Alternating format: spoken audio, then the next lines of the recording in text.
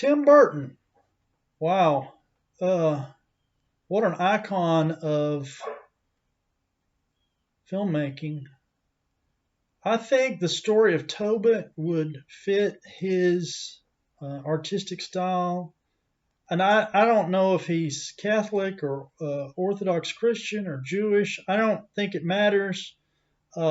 This is, well, supposedly it's supposed to be art. And there's not many projects that can do the art, the creativity, the thinking outside the box, and be a viable, financially viable film. The Book of Tobit is in the Bible, and there are about 1.5 billion people globally that know the Book of Tobit from their religious training. Catholics, Orthodox Christians, and Jews all are taught this story when they are young. The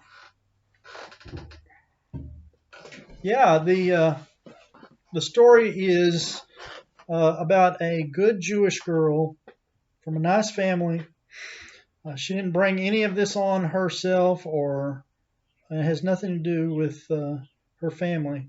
A demon comes and kills her husbands.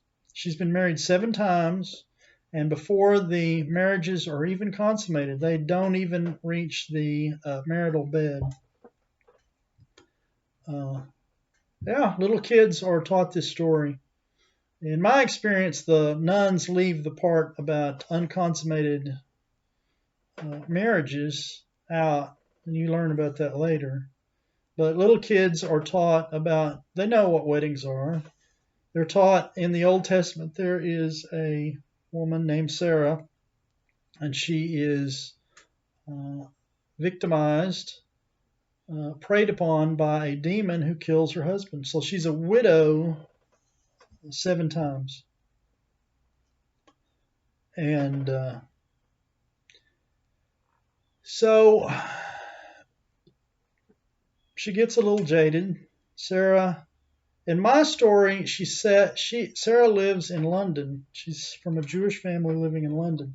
Now, the original story is 3,000 years ago and takes place in Mesopotamia, which is modern-day Iraq. I don't think people are going to line up at the box office for, robes and a Bible story set in Iraq 3,000 years ago. So I put it in Amsterdam and London. Sarah lives in London, and she doesn't doubt God. That's pretty much the moral story in the Book of Tobit, that she doesn't give up. She doesn't give up her faith. Yeah, you would be jaded. 7 marriages and 7 times a widow. But that's the story. Now, where would Tim Burton fit in this? Director or producer?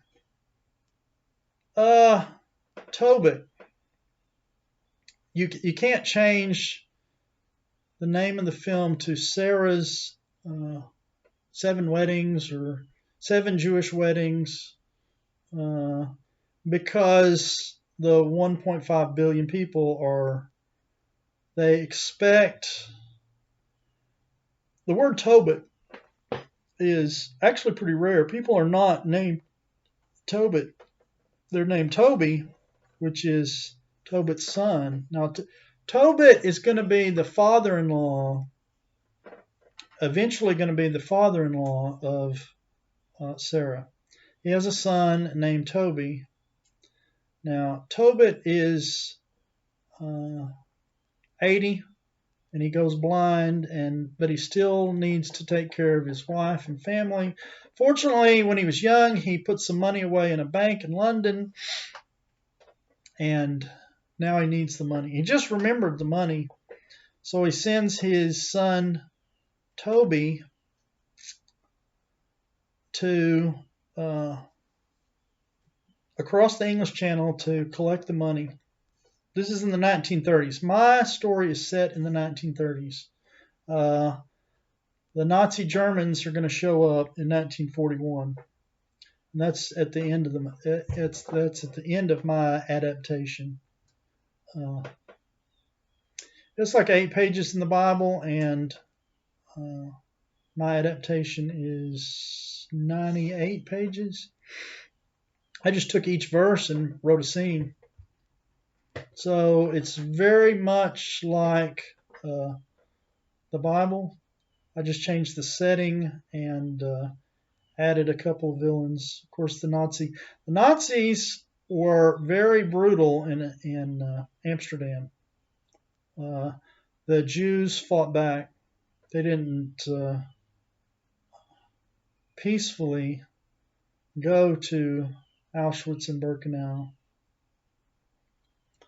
Yeah, that is done on purpose. I put it in 1930s because everybody knows the story of Amsterdam during the German occupation. Tobit is 80. He's going to die. It's in the Bible.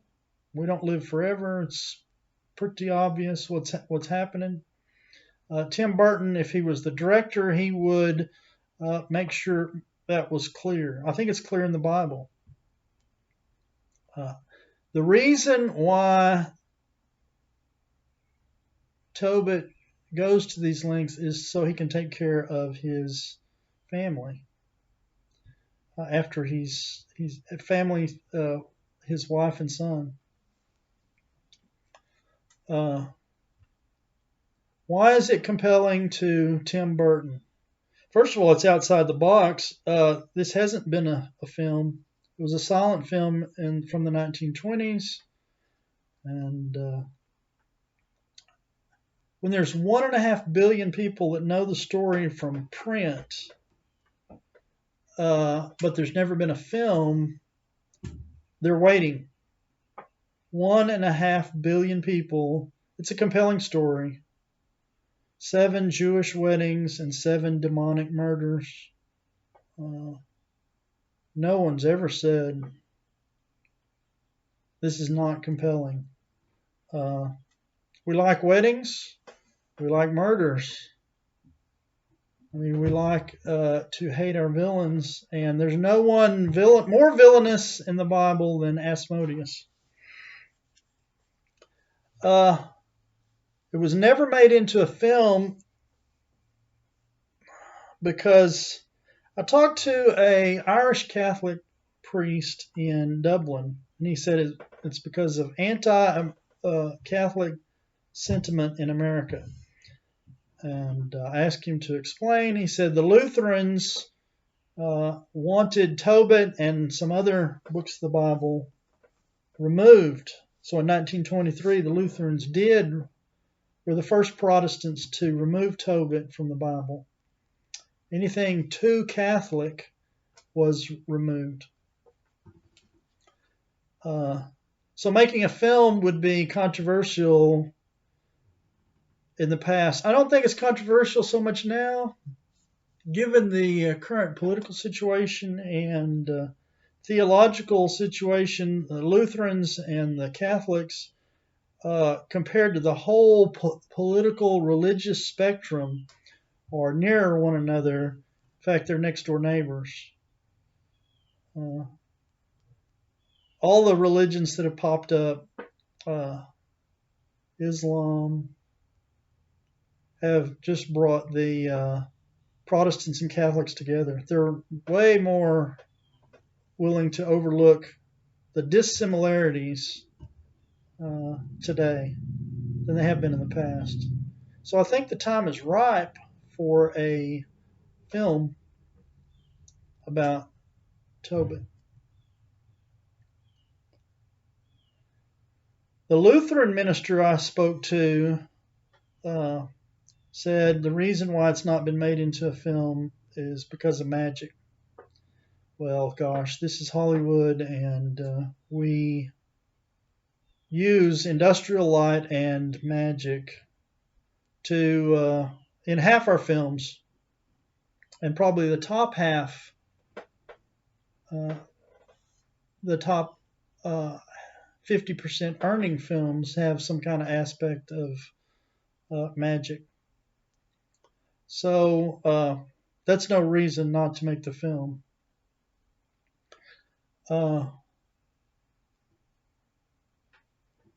Tim Burton,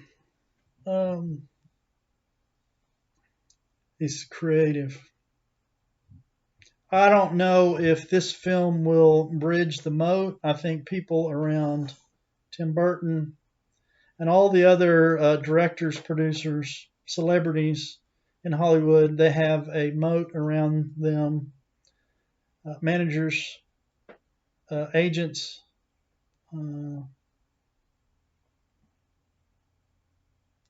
No, you send 100 query letters, and 3 will come back robots. This is unsolicited material, and we don't read unsolicited material, which basically, I don't think they even read the query letter. They just write that to everyone. And you write 100 query letters. 2 will be, wow, 7 demonic murders and 7 Jewish weddings. Wow, that's out there. I'll read that. Now, have I gotten a positive response? I'm sure they're overwhelmed. Maybe they're just being nice to me. I think I have a certain gravitas. I have a PhD in political science, and I'm not a crackpot, and my query letters aren't full of grammatical errors. But you have seen the pictures on the internet, a Hollywood desk and a reader behind the desk, but the scripts are stacked up so high you can't see the guy behind the desk. And you've seen the videographers who go out behind the producers' buildings and the talent agent buildings and go through their garbage bins. Big dumpsters full of paper. Thousands of scripts thrown away. Probably unread. I think Tobit is a compelling story, and you should probably read it because it's in the Bible and because it's never been made into a film, not in 100 years. And I think that's why you should make films, because there is a public expectation that words be put on film. Yeah, there's 400,000. If this can be believed, and I do believe it, there's 400,000 screenplays written in a year. And at first I thought, no way.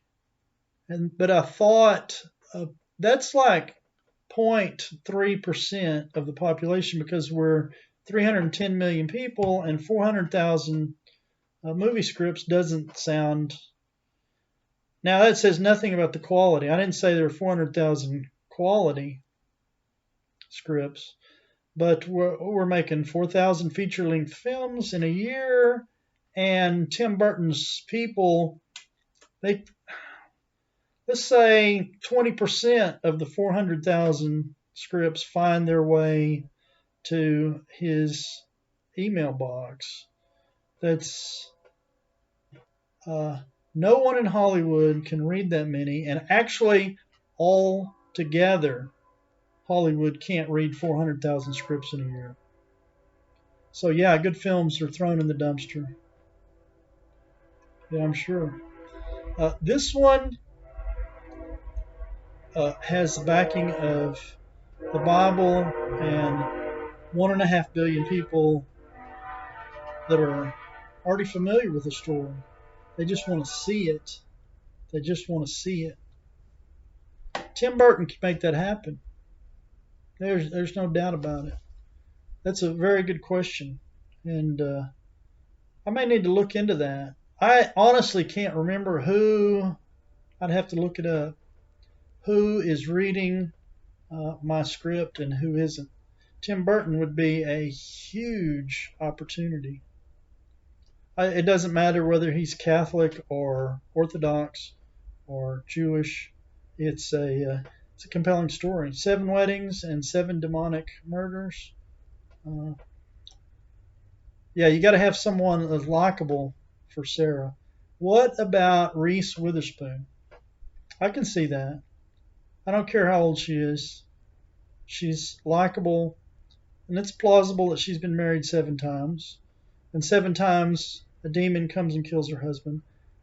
But you got to ask yourself: would Reese Witherspoon uh, lose her cool?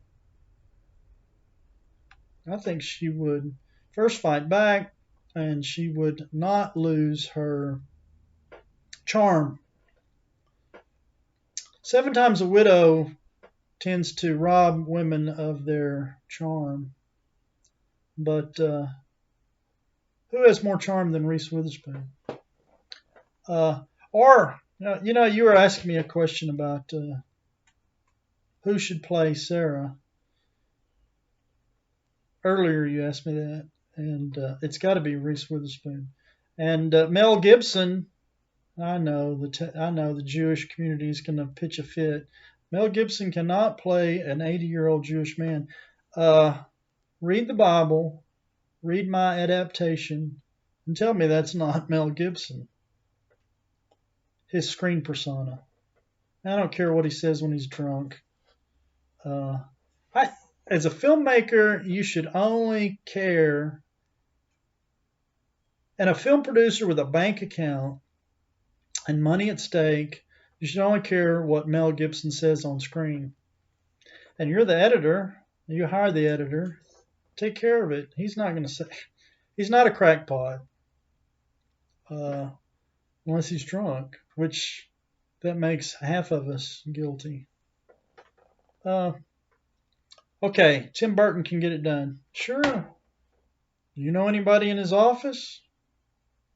Knock yourself out.